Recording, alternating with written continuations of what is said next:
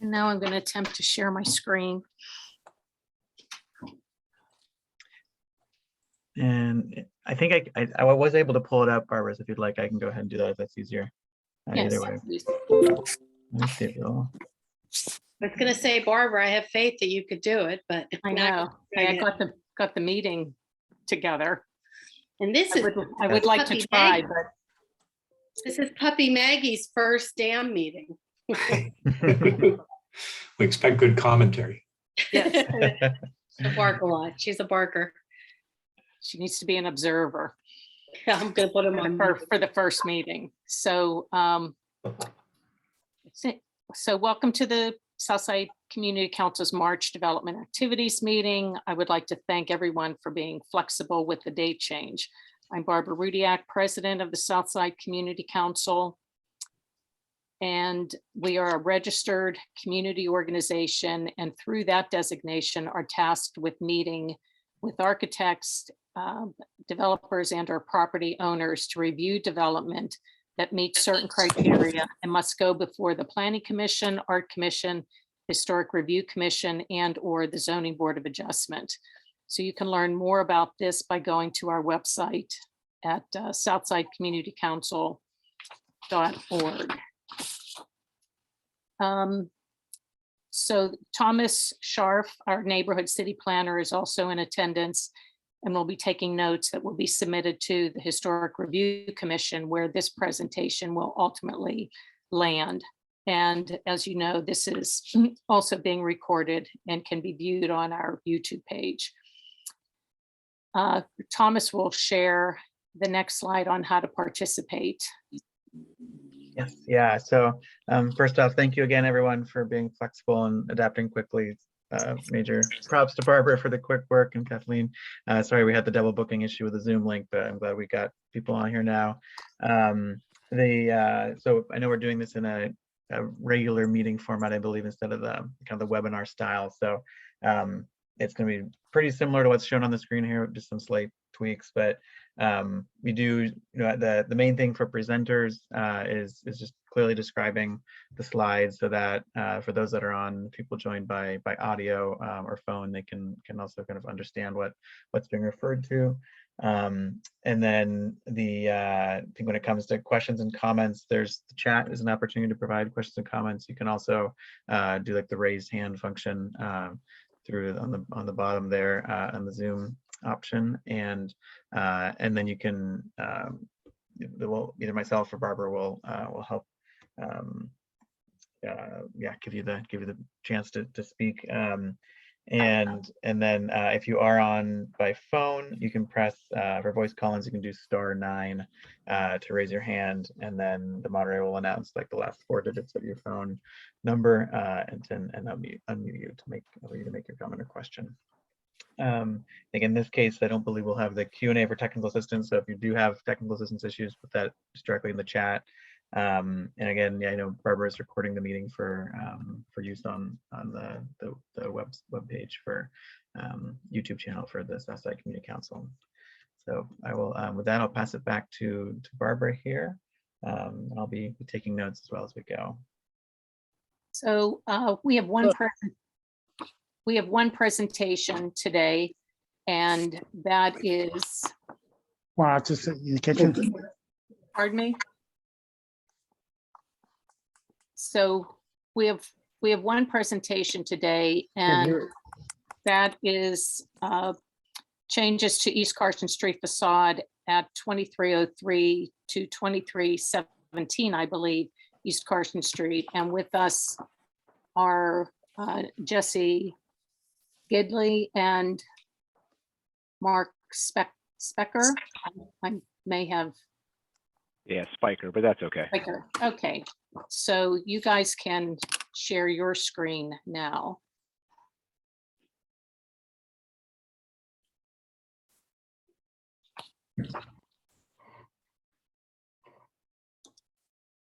Jim, here it is. Look. Oh. Oh, okay. Everyone can put their, if they could mute themselves until it's time for questions. that would be appreciated.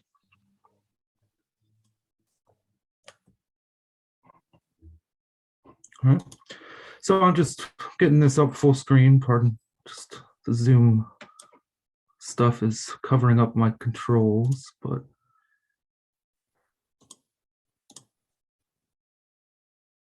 well, can everyone see that okay? Zoom out here.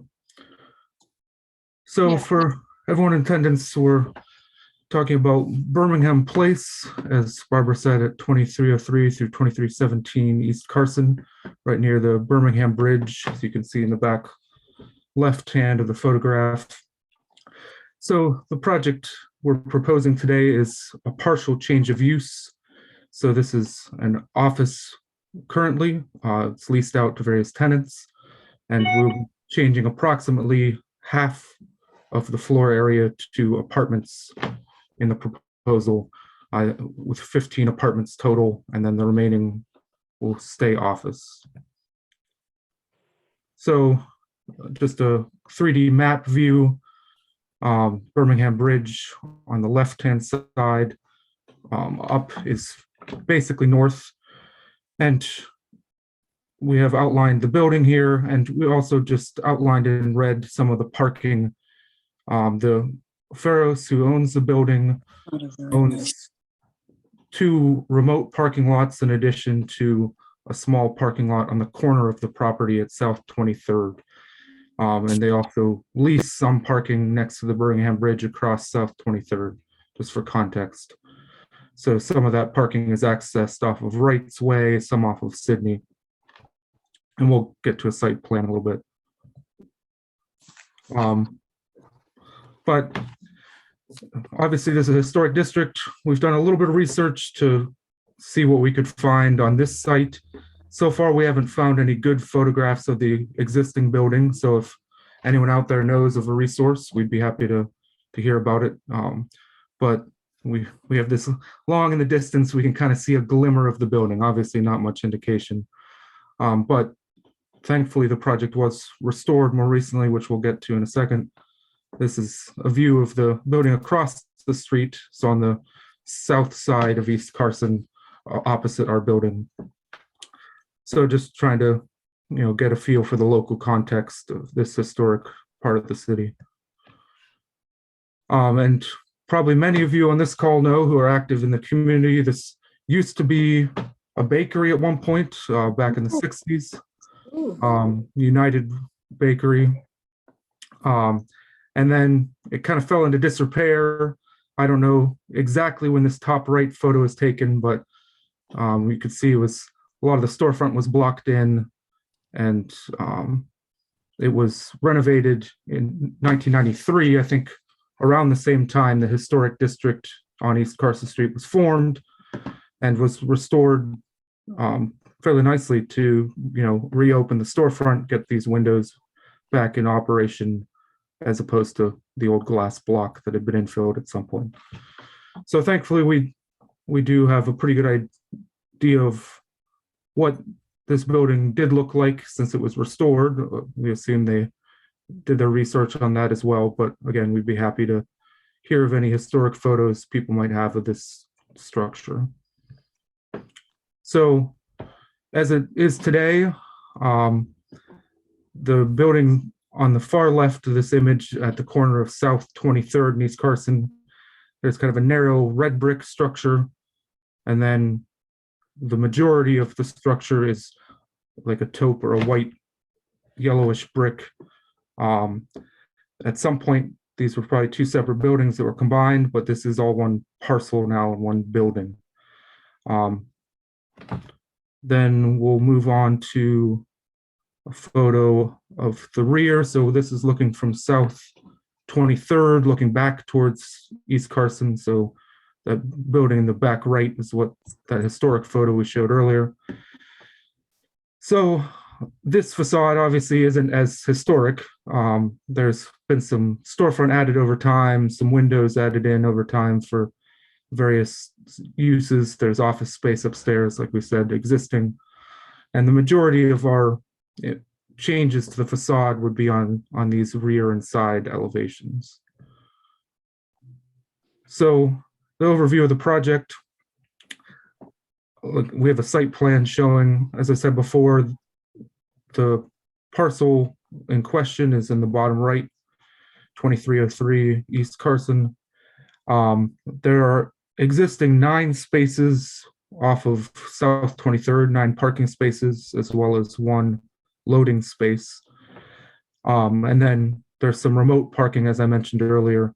So we have the totals added up here just so everyone understands. There are 51 total existing parking spaces owned by the building owner.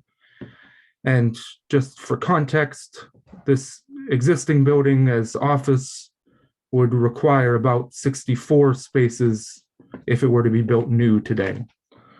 So that's not going to be what zoning requires, but just for context, a new building of this size in office would require that parking load.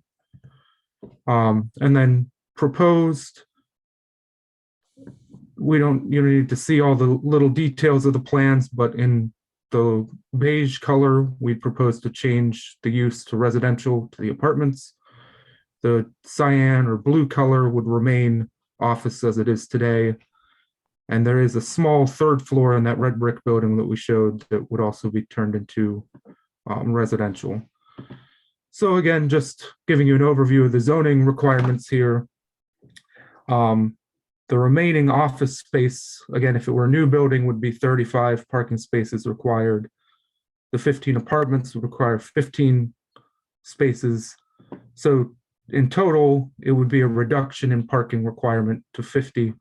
Again, if it were a new building, a reduction of 14 spaces required.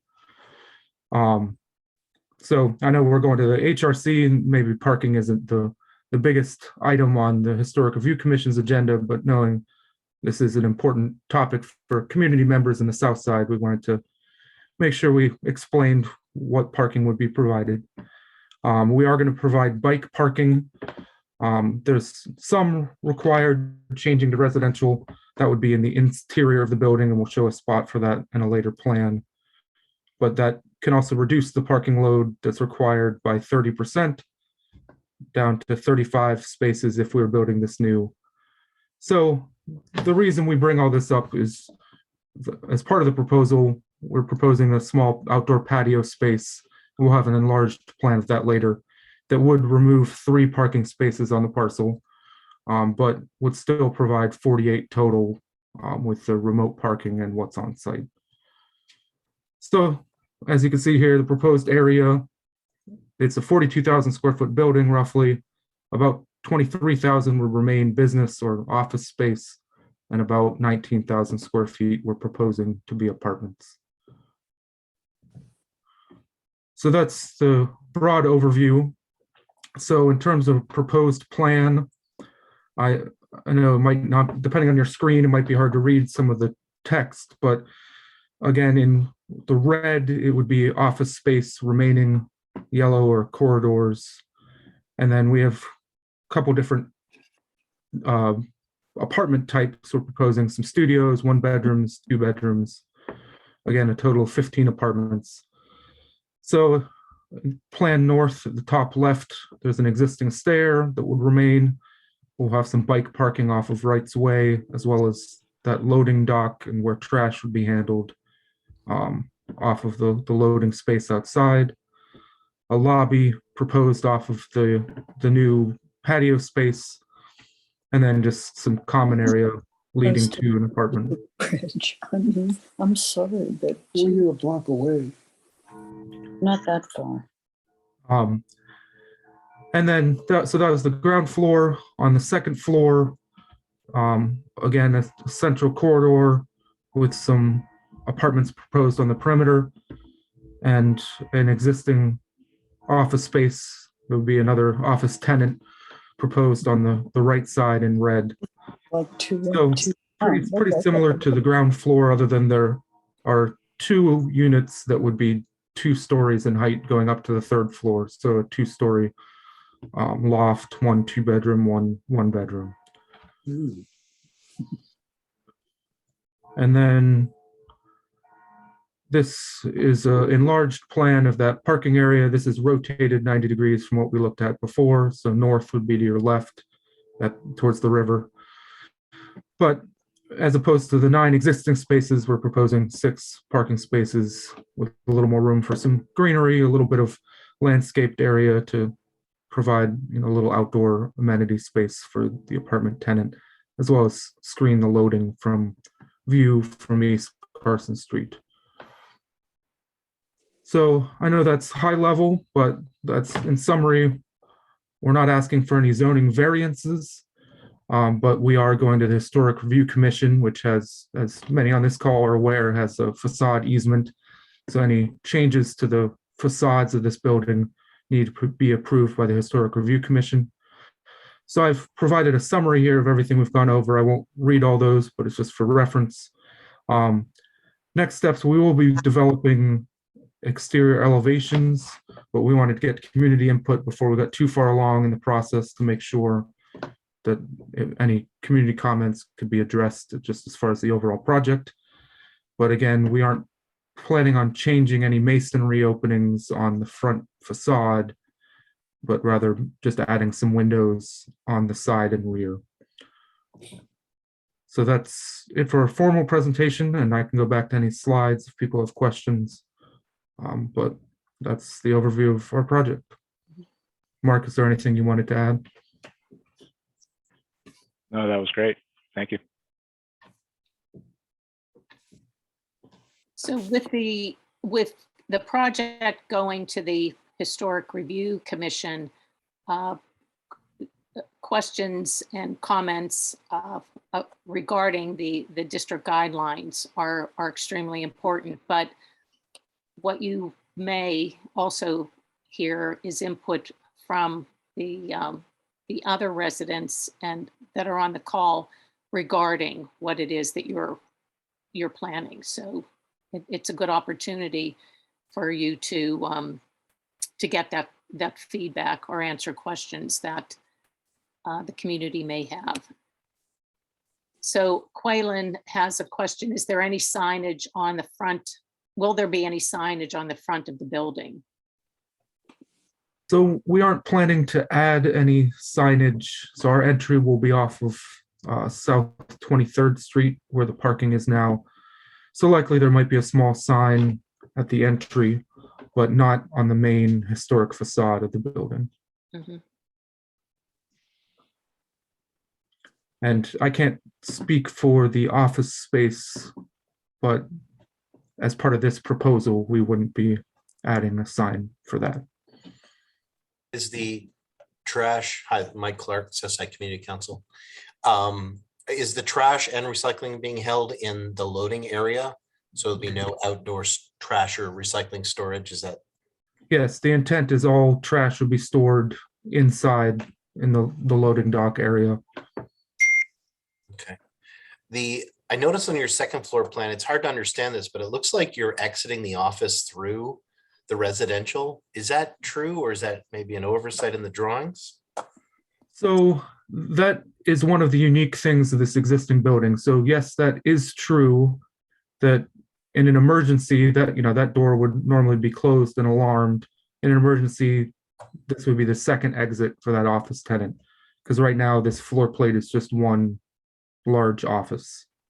So that allows, in an emergency situation where the fire alarm goes off, the office tenants to get to a second exit if they need to. So there's one stair on the far right, and then there's 2 other stairs in the residential portion. So it wouldn't be normally accessed by the office tenants, but to meet means of egress in an emergency. Okay. Down on the side by the patio, it's actually a weird situation there on that street. I walk that way once in a while, and the sidewalk's actually like 12 or 14, maybe 15 feet wide. You have it where this number 6 is. That's actually the sidewalk. I think that's off your property between there and the word South 23rd. Do you see that? I'm wondering if additional street trees can be added next to the patio on the sidewalk, on the public sidewalk. No, on the on South 23rd. right, to break up this, it's just a huge amount of concrete down that stretch, and any additional trees or greenery would be appreciated. Yeah, that's actually a good idea. Yeah, we hadn't, currently it's a curb cut the whole way, but with Yeah. the advantage of the patio is we could explore adding street trees at that location. Also help reinforce that. Can Jeff F. please mute your mic? We're on a Zoom call right now. Can Jeff, Jim, sorry, with, Jim F., whoever Jim F. is? Community Council. Hey, Jim. Hey, listen, did you get that email? that I Barbara, does sent? it let you mute Jim F? Jim app is, oh, okay. Yeah, he's not muted. Let me get back. Okay. Thank you. Oh my Thank gosh. you. Yeah, I'm thinking if you add street trees and redo the curb there, you can reestablish it and help reinforce the parking and not and the sidewalk itself possibly, and the patio, if that's possible. You know what I mean? Yeah, no, that makes sense.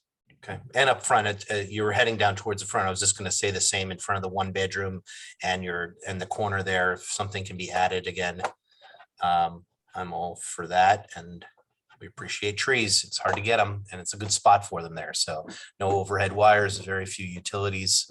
So, and I don't know enough about residential code, but can the 2 bedroom, can you not have, I thought you were required to have a window in a sleeping unit in a 2 bedroom.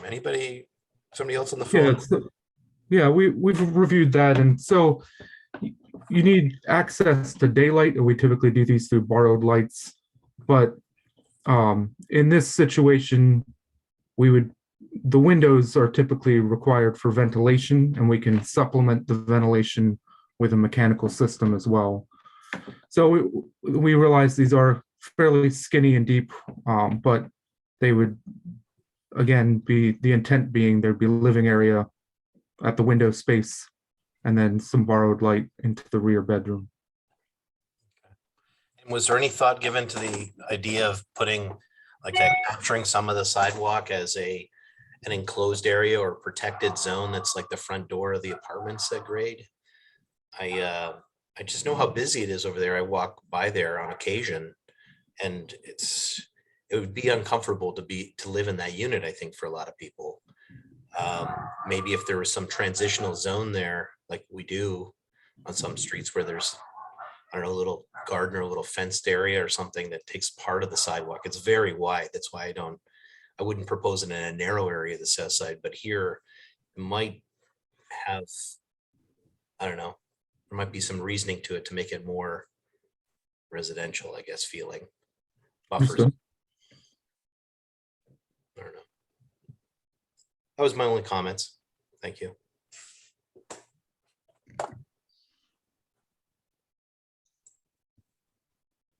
So Jesse, Bob Russ here, LRC. So hard to comment without seeing something. So I guess, let's talk about the 23rd Street side. Any sense of just how many windows you might need to pop in? Is that just at the second floor? That corner building looks like it's 3 stories. Is that right? The corner building is 3 stories in the front half. So roughly where the studio, here, I'll go to the next slide. So we would be adding some windows along the 3rd floor and 2nd floor of South 23rd. Okay.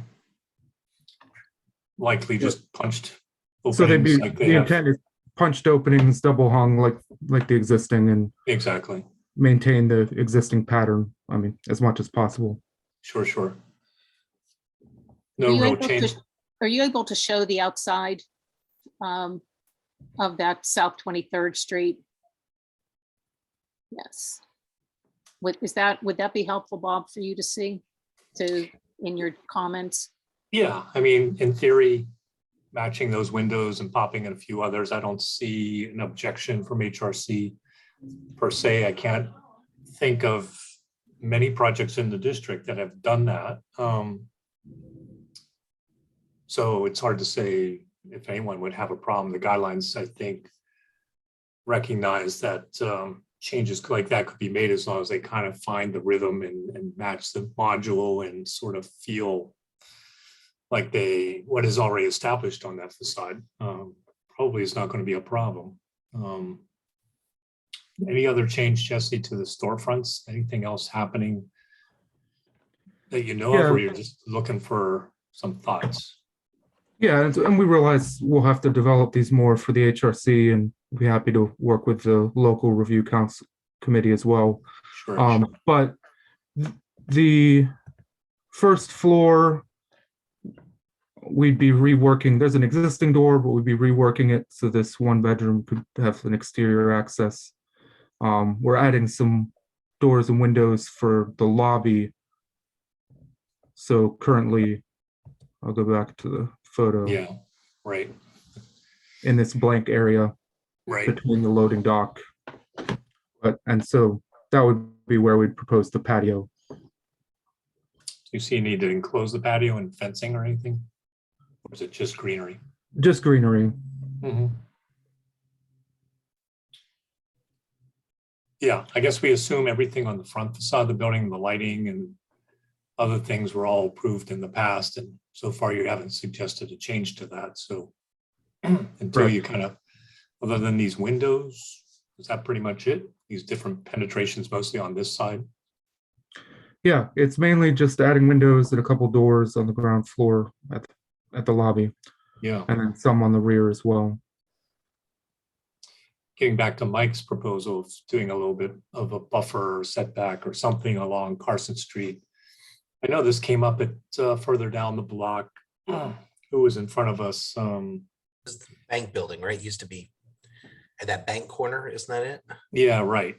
That same debate was sort of had, and it was sort of, I guess, the feeling of they're going to have front doors on Carson Street, and there are other perhaps storefronts that people are living in that we may not know about. It's just sort of comes with the territory. You're going to be a more pioneering tenant, aka probably younger, to put up with that stuff. But you know, you find that up in New York City and various other cities. So it's sort of, rather than try and give a little slice of suburbia or the residential neighborhood where the building may set back and give you a little yard, it comes with the territory. It's sort of living in a commercial space, kind of loft-like living.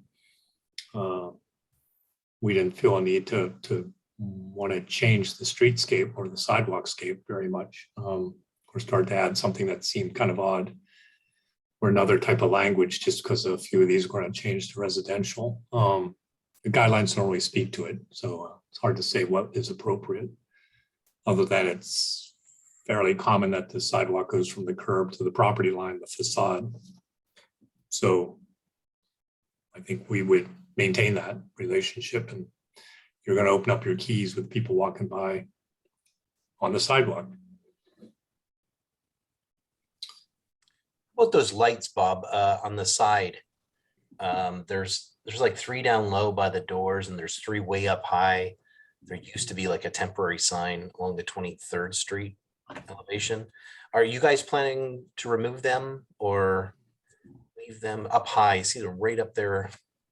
Yeah, you're up on the corner, yeah, at East Carson, there's some signage, lighting for a real estate sign.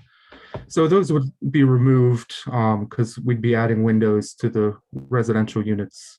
So maybe it was easier to see in the other photo, but yeah, we wouldn't want to shine light into those units. But as far as on East Carson, we would maintain the existing Lights all the way along there. Okay. Hi, Jesse. Matt Brungo. I former resident, and I'm an attorney that I do some advising for the community council. With this change, are there going to be new mechanicals? And if so, where are you going to house those, and what will sightlines look like? Just, Understood. Yeah. So in these historic buildings, we keep louvers and penetrations, especially in East Carson, to a minimum. So we would have most likely split systems. So some condensers up on the roof and some fresh air mechanical units up on the roof. So that would be the goal here, is that you would be set back from the front facade so that it wouldn't be visible from the street. We do have quite a bit of roof area we can utilize, and there's a number of HVAC units on the roof already for the office space.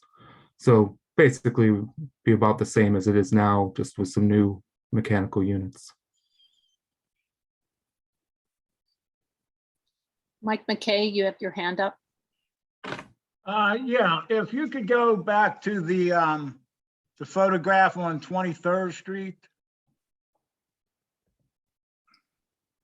Yeah, up on that lower roof line there, is there any intentions right there where your hand is that going to be opened up to like a deck or anything like that? Or what will that roof space be used for? That's a good question. I'll be honest, I hadn't thought about using that space. Mark, I don't know if there was any intention on owner's side to explore a roof deck. Looks like Yeah, there's an umbrella or something up there. We had explored it at one point in time when we were looking at this as commercial office space, and there is not an elevator that would give you access to that deck area. And I think the feedback we got at the time was without universal accessibility to that, it would be hard to make that a deck area.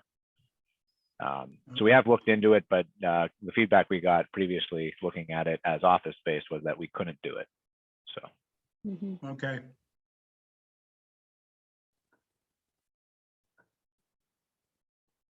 Are there any other questions, comments? I would say, looking at that image, as you turn the corner, head down the alley, there's those exhaust fans, it looks like. Is there something in here that needs those exhaust fans? Are they still operable? So we haven't dug into every single one yet, but my guess is some of this is a relic from when this was a restaurant previously. I believe the 1993 renovation, you could see the hood, commercial exhaust hood sticking out near the corner. So I'd anticipate being able to eliminate most of these. I can't say 100% for sure that all of them could go, but I think it was more for when it was a bakery back in the 60s and then turned into a restaurant. So it's just been kind of chopped up over time. Sure. Yeah, you're correct with that, Jesse. Those two silver ones that you see, we know are inoperable at this point and would be removed as part of this project. Yeah, anything you can kind of clean up and show the HRC would help you, and maybe some other twists for the windows and other things. They like to kind of trade things off like that if there's any pushback on windows or other changes. To say you're kind of improving certain aspects on the backside here would be great.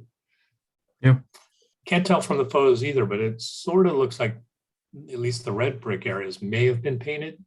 It seems like whatever wash was on them is faded. Some of that looks like there's a little bit. I think that's accurate. Yeah. Do you have any intentions of repainting it? It's a good question. Probably not, but hasn't been discussed in depth. Right. As you punch in those new openings, you may wish to homogenize that. So all I'm saying is all the painted masonry could be repainted. That is open to your option. I see. Obviously, the buff colored brick on the front facades were never painted, so don't paint them. You'll feel the ire of the neighborhood and the HRC. Yep. Any changes in the other existing windows here on the second floor or storefronts? It just seems like it's all going to stay, even on the residential side. Your residential side comes into that first 3 or 4 bays of windows there, right there. Yeah, so it'll be the first 3 bays. Do you need operable windows? Are they operable? Do you need to change them to get operable? Is that where a change may happen? So we're working through where we can provide operable windows, but there is an exception for if we do mechanical ventilation, they don't need to be. So understood that that'll have to be approved by the HRC. We have yet to determine if we want to try to make one of these sashes operable, but I believe they're all fixed at this time. Can you run back? You had a photograph from like 93 or so before, just to see if there's evidence of what those were. Yeah, they were more kind of an industrial metal Yeah. window.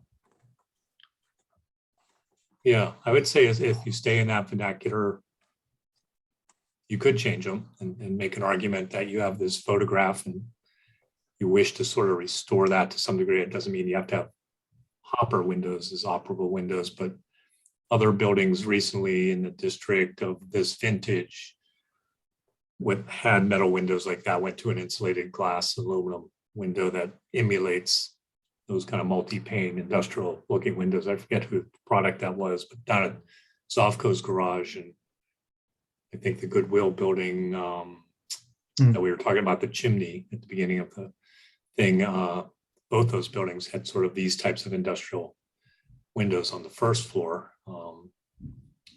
So they're using some product that it gives them an insulated window, but mimics this style that have been accepted by the HRC. Understood. So there's room to maneuver there.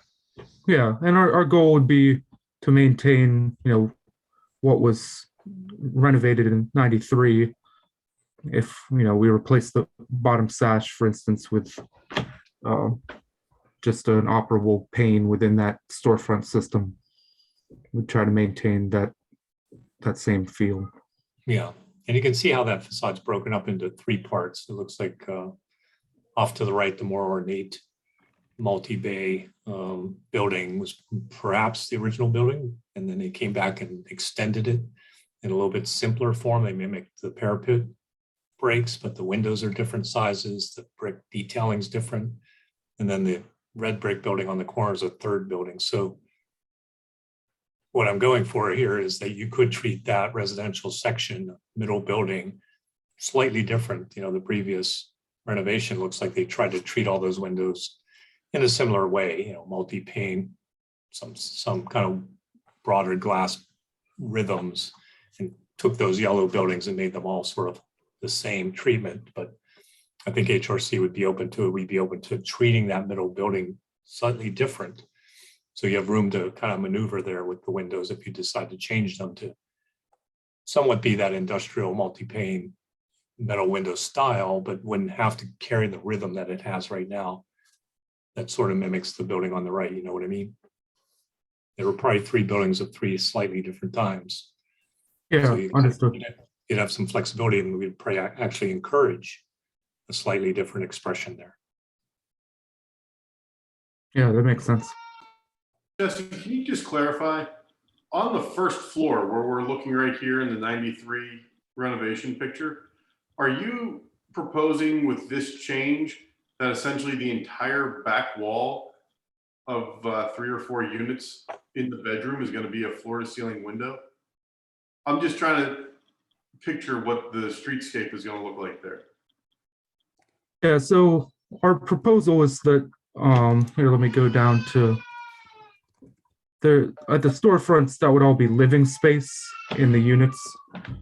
So the bedrooms would be set back separate from the windows. So it would be the living area.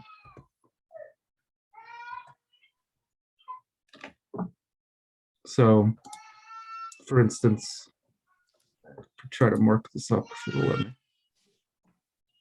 Well, yeah, the streetscape would be the living public area of the units. Yeah, I just stayed in a unit just like this over the weekend up in Cleveland, and VRBO rental. And I know exactly what that unit's going to be like, which is exactly that, living space in that area. And then, a couple bedrooms back with some borrowed lights, and the kitchen and the bathroom sort of back in the core there. It wasn't terrible. Had very loud HVAC systems. Kept me awake all night. So try to make them quiet for your tenants.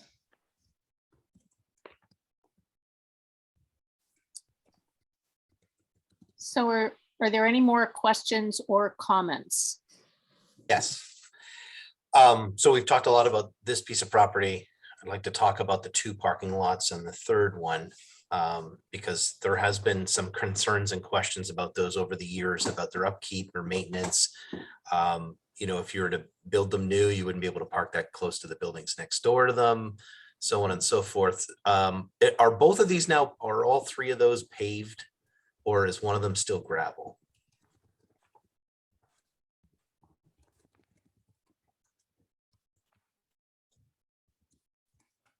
So switching back to this view, I believe they're paved.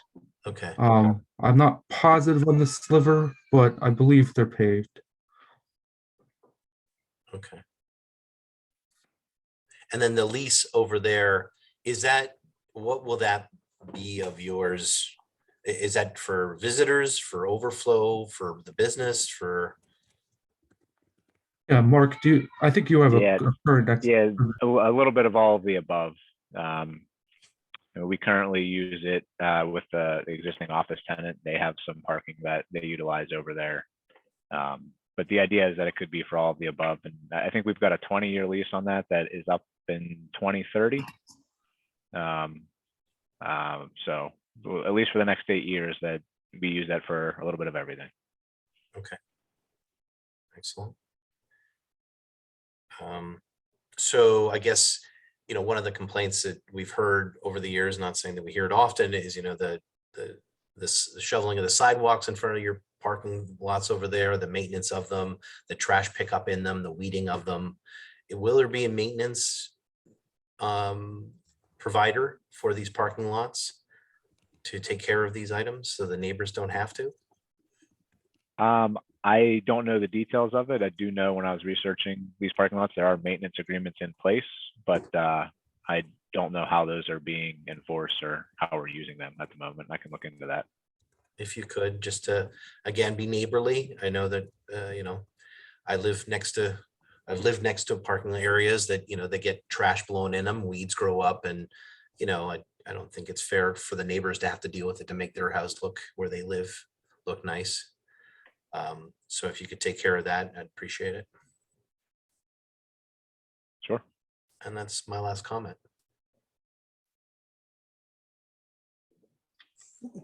Barb, I have one question just to clarify what we looked at tonight and next steps. So there wasn't much presented in terms of drawings other than floor plans and the parking summary. This is going to HRC, this deck as it is, or they came tonight to get more information to go back to HRC. Therefore, we will be seeing a revised presentation at some point prior to that. Anybody? So I can comment from our end and we can let us know on the procedure, but the intent was to get in front of the community early so that we could get input before we get too far down any certain path. We would propose adding some elevations before we go to HRC. So as far as this group is concerned, I don't know if we need to come back or, you know, how you normally handle that, but we wanted to get in front of you early to get some comments and feedback. So instead of having a presentation in April, you wanted to have it this month so that you could present to HRC in May. Is that correct, Jess? Yes, our goal is to present at the May HRC meeting. And as you indicated, you wanted that early that feedback. And I believe Bob has shared that there are things that you will need to add to the presentation in order to go before the HRC. So I would think that if I'm hearing from someone on this call that they would like to see that revised plan and what would be going to the HRC, there at this point, there would be time on the April dam to share that revision, in my estimation. Yeah, that's a good comment, Barbara. I guess I would say, to your point, And I understand where you're coming from, but it's somewhat, this is the community's opportunity to see your project pretty well formed in pretty close to the version that you would want to take the HRC. And where we normally go from here is if it looks satisfactory, you generally don't have to come to LRC separately. It could just sit until you got to HRC in May, which takes you beyond the 30-day period minimum for public comment to come in other than this meeting, either written or emails or what have you. And normally we would comment based on what you're proposing, that generally would go to HRC. Here's kind of a blank slate still. But to Barb's point, if others on the call feel comfortable, you could come to LRC. We'll meet next Tuesday if you're ready. Otherwise, it would be the end of April to come again to the dam meeting and present what you actually were going to walk into HRC with, so that everyone in the community can comment on pretty much what's going to go in front of HRC and give HRC comments and feedback on how the community stands on your proposal. So yeah, while you are coming tonight for some general ideas, there's nothing really here to talk about very much. I think this community group, the RCO and everyone on this call should have an opportunity to see what you're going to come up with and actually go to HRC with on your application, so we can all give good commentary on it. Then, I think what's good is that timing, that it does provide us with an opportunity. So it's not necessarily a second dam where you now have to wait for 30 more days for public comment. Your official dam is tonight, and there's the 30 days. But in the meantime, as others have done, they've worked with the local review committee. What doesn't happen is the people that are on the call now don't necessarily see what the revision is unless they attend the HRC meeting or look at the application to see the revisions.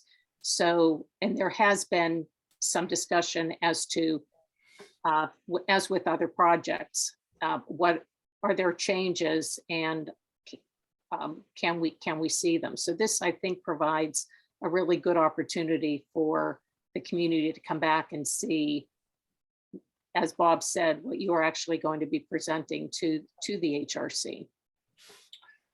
well, I guess I'm going to ask for the city person to comment on this too. What is the nature of the dam? If the nature of the dam is to see an application and a design and allow this community group to have at least 30 days to comment on it, are we getting the opportunity to do that in the scenario we're talking about? Because if he comes at the end of the month, there's only a week or two before he goes to HRC. So it doesn't really fulfill kind of an official dam because there's no real there. There's no design here yet. It's just kind of, we're batting around some ideas, getting a general feel for each other. But the HRC wants drawings and pictures of what you're actually going to do, not just sort of theories. So, this is a dam, it's the city runs this meeting. So I guess the city person on a comment on procedurally, is this fulfill the need of the dam, which is for everyone here to see what they're going to do. It's a little funny. He's a little ahead of the game, and I appreciate, Jesse, where you're coming from. But I guess it's sort of a blank slate right now, so we don't know quite what commentary to give you. Thank you, Bob. Yeah, I mean, I think I can chime in on that. There is a bit of a gray line on kind of where, depending on how much scale of revision or new kind of additions to the design get introduced, where you would need to go back for a dam. If it's relatively minor, then usually that's not as essential, and it can be worked out kind of through the with ongoing coordination communication during that 30-day comment period. But given kind of the scale of the blank slate, I think it would be important to have an opportunity for the public, the broader community, in addition to the, beyond the LRC members themselves, to be able to comment on those specific elements. So I think that would need to be considered in the timeline for looking at this. If you would like by email, I could check in with staff from HRC if we want to get more, give a firm answer on that. But I know there's usually, if it's significant enough of a new element you'd be introducing, then it is good to go to another dam. But certainly really appreciate the value of coming early to get the conversation started and to meet with the community. Yeah, I mean, I'm just thinking about David Morgan last week or a few weeks ago, changed the door on a design that had already gone through HRC and gotten approval, added an element, he had to come back through us. So everything we're going to see from Jesse and LGA is going to be fairly substantial difference from what we're seeing tonight. So it just feels a little, we can't comment on anything because we don't see anything yet. And don't they require a letter of support from the community groups, or no? We don't provide a letter. There's documentation, a report that Thomas is currently working on. The city planner always puts together what we do. There's no requirement, but I will go to the planning commission and share support either with a letter or with public comment. Same with zoning board and the historic review. Bob is always in attendance, providing comment as to the committee's interaction and suggestions to the HRC. So since we really didn't see much tonight, how can anyone even give comment, I guess is my point of asking that. So like, it's kind of, it's almost like you have to come again next month to present what you're actually going to do to HRC, regardless of coming tonight, because there wasn't enough evidence tonight to do a formal review. Right, and that's why my comment was the April dam is before the May HRC. The question is that I think we're grappling with, there's a 30-day requirement after the dam for public comment. So this could not go before the HRC in April, even if everything was presented to us and we were supportive of it. In this instance, we have made comments with the understanding that Jesse will be going back and working on that. There's an interest in seeing what the plan is, what will be presented to HRC, because at this point, we would not be able to approve and support anything to the HRC because, as we've all said, we really haven't seen anything. But a question I think that Thomas will be taking back with what we've done tonight, we have our 30-day comment, but does the second dam require, is there a need for a second dam? We're saying yes, because we have not seen what will be presented to the HRC. I think the question is, will there be a need for another 30-day comment so that this would be presented to the HRC in June as opposed to May? Yeah. And I guess where I'm coming from, it's the city officials, be it HRC and Thomas and city planning, they ought to make the call. Does this qualify as a proper dam submittal? So that we all have that timeline. I mean, normally we see more and Jesse would come to LRC separately and we would tweak it and kind of get into the weeds on the nitty-gritty parts of it, but essentially it would be the same of things we would raise as issues here tonight. We'd carry through LRC to refine it. And therefore, the community gets a general sense of what they're proposing, and then we tweak it to go to HRC. tonight we get a very broad sense of what you're doing, but there's still a lot you can mess up punching these windows into the facade and what's going on in the alley with those units in the back. There's still a lot to see that you need to draw and need to present to, I feel, this committee before it goes to HRC. Is I think where we're stuck. We've never seen anything quite as vague as this. It's fine you come early, but just understand you probably need one more step back through the dam with officially showing us what exactly you're going to do with elevations so that this committee has a chance to really comment. And in some cases, projects will go to the LRC and then they go to the HRC. And the community has really become knowledgeable, is developing their knowledge base of the historic district guidelines and have asked, is there an opportunity to see what then, if it's changed, what is presented to the HRC? I think we defer to the to the local review committee, but it also adds to our learning to know what was tweaked and what was changed in an attempt to have the presentation be approved by the Historic Review Commission. And I hope that for those of you on the call that I've represented your thinking. Well, I would agree with that. So it sounds like we have to wait for Tom to come back and tell gang what we need to do next. Yeah, I totally agree as well, Barb. Yeah, and I would add, before this goes to the HRC, you're going to need an exquisite level of specificity on all these window systems. I mean, I have a Google Street View up on my other screen looking at the front of the building, and there's 1, 2, 3 different storefront systems, colors, like one's teal, one's black, one's blue, material, color, manufacturer, catalog cut. If you're replacing any of these things, if you're making them operable, if you're repainting them, I think HRC is gonna ask for a high level of specificity, and we'd like to look at that before you go there.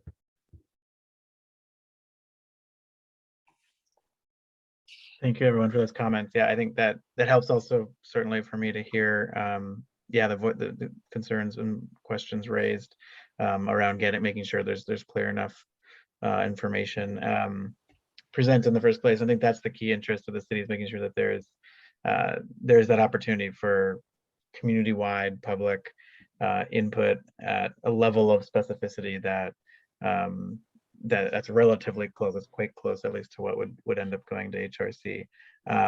So I think that is Barbara, you can have explained it very effectively there. The question about would there be a second 30-day comment period and just confirming this element of the second dam. So I will be conferring with colleagues and the HRC staff as well on that, and we'll can follow up with Barbara and Jesse and Mark on that. so at this point, are there any more comments or questions?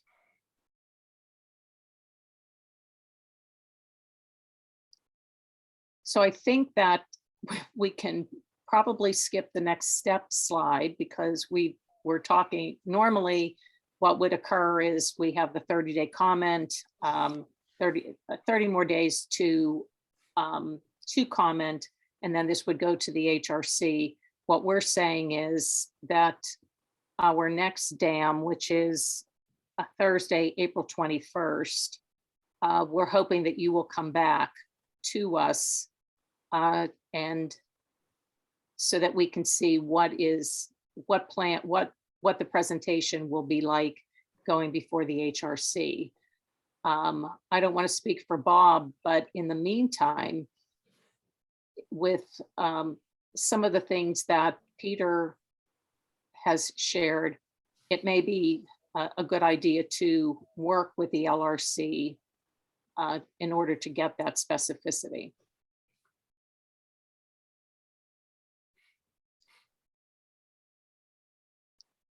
Yeah, understood. Okay, Yeah, because normally we'll meet Tuesday next week. And then 2 weeks later, which is normally after the next dam, so that we see what has happened in the meantime, worked with you. We have a chance to see your stuff a week before you go to HRC. If there's any last minute tweaks, and that's when we write up our kind of comments to HR so you can get ready to testify at HRC. So, in terms of LRC, we have no problem you bringing stuff in during April, seeing us, the week before the HRC, tweaking it one last time and going into HRC. I'm speaking on behalf, I guess, and for Barb and Mike and others on the Southside Community Council side, and damn, are you guys satisfied with this presentation? And then to Thomas, does this qualify? Does this satisfy what the dam presentation should include? That's not really defined anywhere. We're in a new process, right? So normally we see more. This is the first time we've seen far less. Now what do we do? So, if HRC, I guess, if this committee was satisfied that LRC could take it from here, and then you come back and show it at the next dam at the end of April, and everyone's fine, and we just go to HRC with comments and skip the second 30-day period, I have no objection to kind of keep the ball rolling. I'll let Southside Community Council speak for themselves, whether they could skip the next 30-day comment period and let you go in May. As long as we get to see it, as long as they get the opportunity to see it, right? Mhm. And they could testify, we testify, anybody can testify at HRC. So if Barb wanted to testify on behalf of Southside Community Council, or anybody else on this call wanted to make a comment, if you're not happy with what you see at the end of April, you have the opportunity to make comment, either in emails or letters to HRC or direct testimony at the hearing. There is another opportunity to comment. It's just a matter of what does the dam require? Mhm. And I don't want to speak for that. It's not my place. Yeah. And I think our what has occurred in the past is that what has occurred at the dam and